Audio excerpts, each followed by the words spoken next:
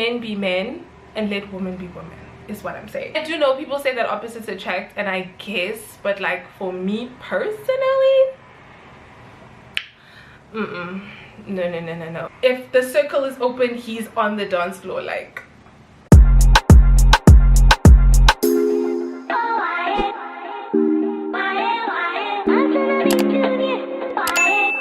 let's get right into these topics. So the first one says you can be a Christian and still look good.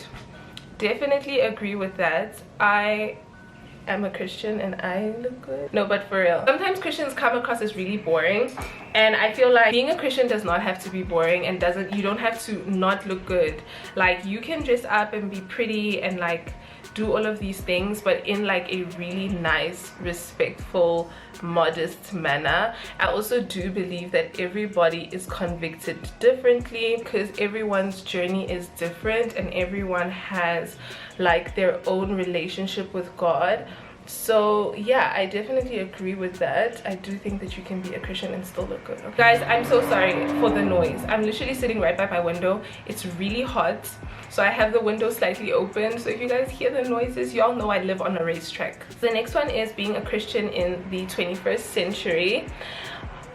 Honestly, because this is the only century I've lived in, I don't really know what it's like to be a Christian in another time.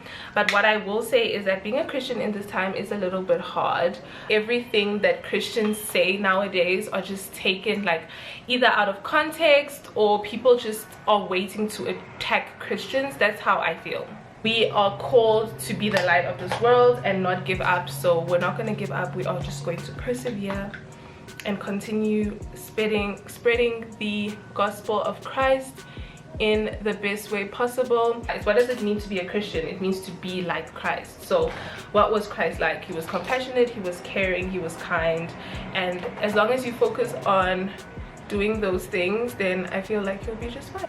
Okay, let's move on to the next one. Peanut butter sucks, jam too. I love peanut butter so much, you guys, oh my word, but I had to stop eating it because of my skin. Peanut butter breaks me out personally, but peanut butter doesn't suck, jam doesn't suck. Oh, this is a good one. Oh my gosh, you guys are gonna have to chime in the comments. Okay, so this person says prenups in marriage is one of the best decisions you can make, and bills should be split. And then she said split according to what each person can afford. Maybe this is an unpopular opinion, and I don't know, maybe my mind will change the older I get. But I've always been quite traditional when it comes to this type of stuff. Like, I just always thought like, oh, I'm getting married, and you know, what's mine is yours, what's yours is mine. Like, that was just always the thinking that I had growing up.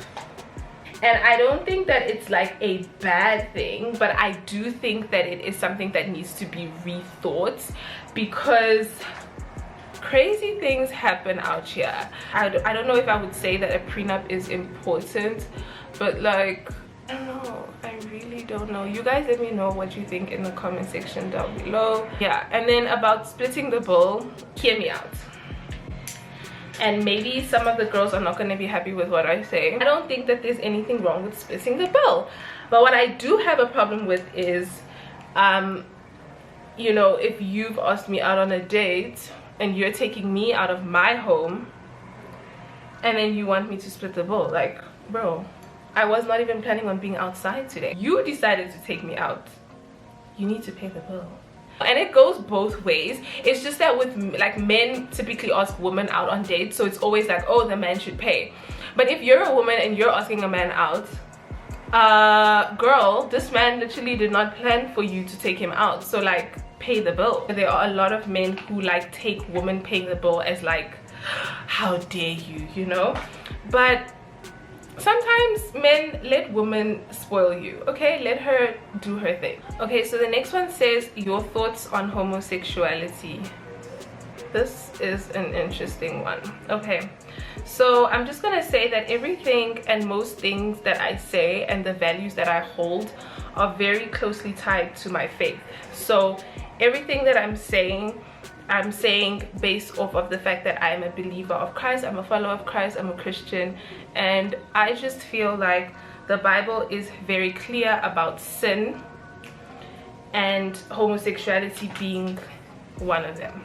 I think that in today's time, people do like to pick and choose what is a sin and what is allowed and what is not allowed, and they really like persecute people for being homosexual when it's like, girl, you're fornicating. Sin is a sin, basically. And I do feel like everybody was created by God, for God, and they do deserve love. I don't think that anybody who is homosexual should feel like they are not loved by God, because God is a loving God and he loves everyone. But I think for me, I don't really have thoughts on homosexuality. I just have thoughts on sin, and sin is sin.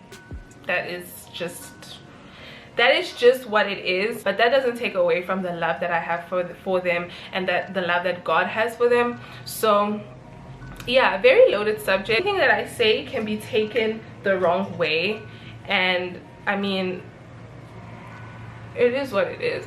We are being sort of forced to accept certain values that we don't necessarily hold to a high regard, like what's happening with the World Cup, and like the how you're not allowed to have, I think you're not allowed to have alcohol in the stadium, but people are just like completely disregarding the country's values and what they want for themselves, and sneaking alcohol into the stadiums and just doing things that are not remotely accepted by the religion in that country. So I really think that people just fail to accept other people's values nowadays. It's like, if you don't believe what I believe, then you're just wrong, which is like, no, I'm not. Chat about toxic friendships and how to handle manipulative friends. I have not had enough experiences with like toxic friendships to really talk on this, but like, just like anything in life, if it's not good for you, you need to let go. But I am not about like the what's this culture where every cancel culture. I'm not a cancel culture kind of girl. Like, I feel like people literally want to let go of friendships at the smallest sign of something wrong, and I don't think that is how God has called us to live. Like, forgiveness is still a real thing, and you can still forgive someone, and just because you forgive a person doesn't mean that you have to hold them in the same standard as you did before. It just means that you've forgiven them and you've decided to move on. You don't need to cancel everyone. But like, going back to friendships, I think that if a friendship is not good for you, then you definitely need to let go of it. But you need to ask yourself, have you tried to make the situation better? Have you tried to communicate? Because like, people will be like, oh, she's toxic, but like never have a conversation. Like, they'll be like, oh, she's just such a toxic person and that's why I don't talk to her anymore, and you just cut off people. Like, how do people just cut off people like that? I don't know. I would rather like have a conversation with you and tell you that like you're toxic for me, and have you know where I stand, than just cut me off or cut the person off. Now, I've only really cut off one person before, and that was like after literally telling them exactly how I feel. Like, I didn't just cut the person off. They were well aware of where I stood and how I felt, and they still decided to like not care. And I feel like,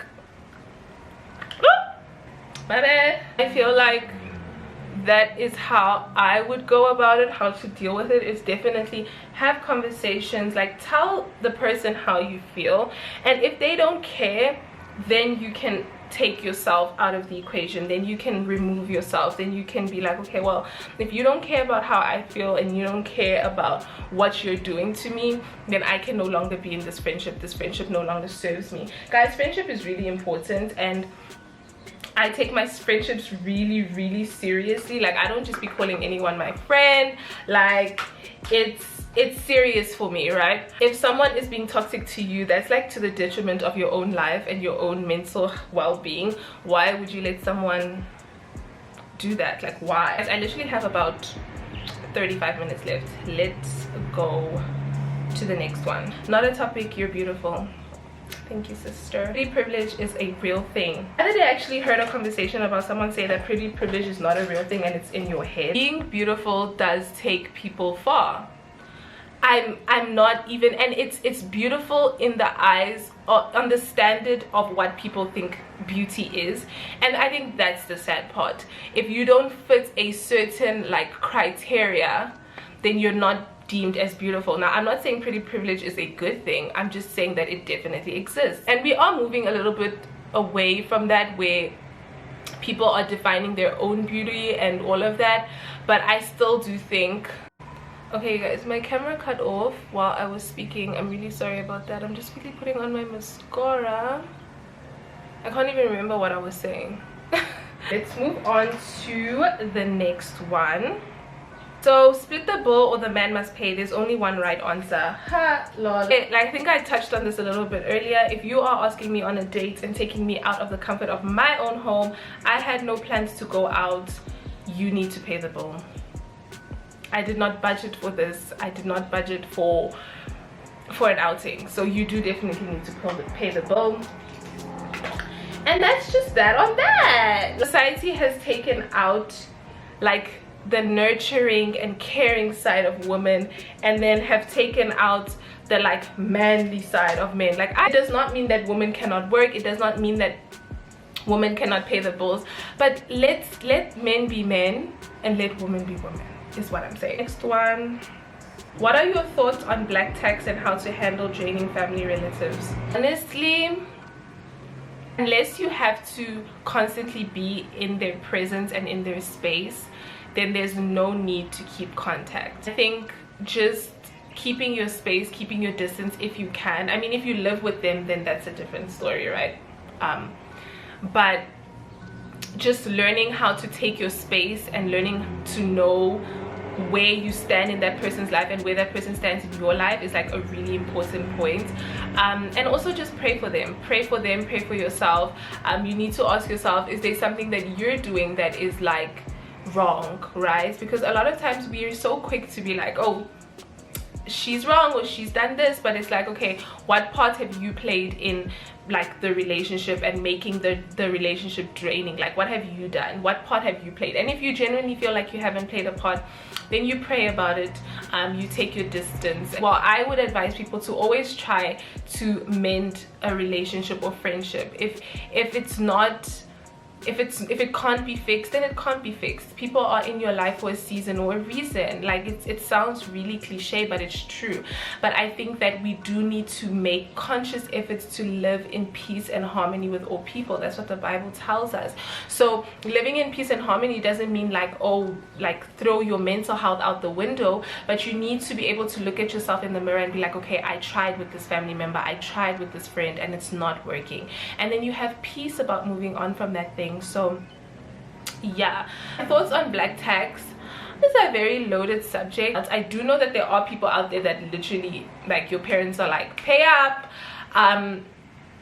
which can be a very difficult thing depending on where you are at in life. Like, if you are married, paying black tax is different because you have a partner to like talk to, and like you're not doing things on your own anymore. And then if you're like single and alone and you don't have that many responsibilities, it may be easy. But the next one says, listening to Future, Drake and The Weeknd makes you toxic. I wouldn't say that it makes you toxic. I think that the things that people are rapping and singing about these days is very questionable to how people behave and how people like lead their lives. I don't want to say that it will make you toxic, because there are some people who can listen to songs and just feel like, oh, it's just a song. A month ago or 2 months ago, there was like this whole thing on TikTok about women coming online and like romanticizing their lives and like waking up in the morning having a green tea and like going to the gym and working hard and whatever, and people were like, that's fake, that's not real, whatever. And I just felt like those people are motivating. Well, I find those videos really motivating, right? So people are motivated by these videos and these people's lifestyles, but these people are catching heat for just doing something positive. But then you'll listen to a song and this man is literally saying, I caught a body, or shooting up this and shooting this and doing this and sleeping with this, and people are like, yeah, like, I don't get it. Like, I just don't get it. So I wouldn't say that it makes you toxic, but it definitely contributes to your lifestyle and the way you think and what you do. It's not made me toxic, so I think that it is really relative to the person. It really depends on like your mindset, and like if you're filling your mind with that like all day, every day, 24/7, then it can definitely impact your life and can potentially make you toxic, I guess. I'm gonna do 2 more. I've got how many minutes? I have 20 minutes left. Okay, so let's do 2 more. Women don't like their men to be smiley with everyone. He can be friendly and serious. That's so funny, because literally, are you me? Am I you? I agree with this 100%. Now, I do like a friendly man, don't get me wrong. I think that's actually one of the things that I look out for when I meet someone. Are you like friendly with me, or are you friendly with everyone? So I do like a friendly man, but I do want you to be serious too. Like, I don't like a man who's like kiki with everybody.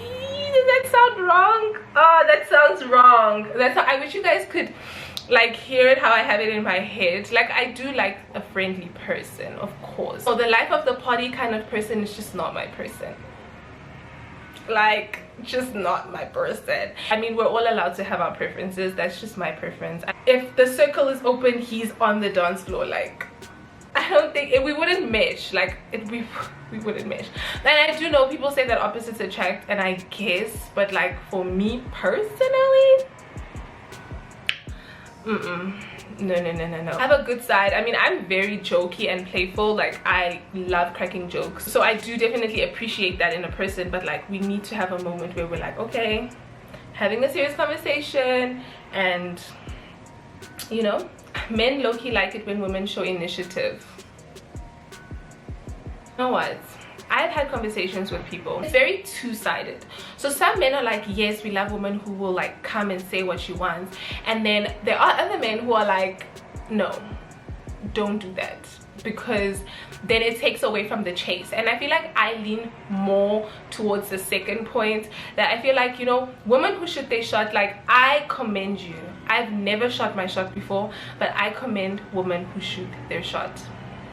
But I just feel like it takes away from the chase. And I do think that there are subtle ways to shoot your shot. Like, if I think about you, you should know that I'm thinking about you. No, I'm just kidding. What I am saying is there are subtle ways to like just let your point come across, but without being like, hey. But if you shoot your shot, let me know in the comment section down below if it works out for you. Maybe I need to learn how to shoot my shots.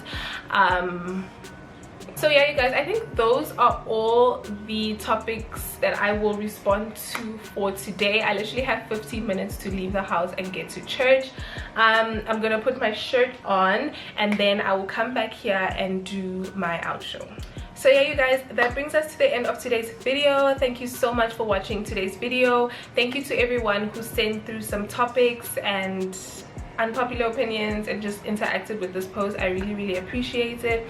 I will be doing more girl chat videos in the future, but I just wanted to test this out and see how I like it and how you guys like it. Of course, I've literally got 10 minutes to leave the house.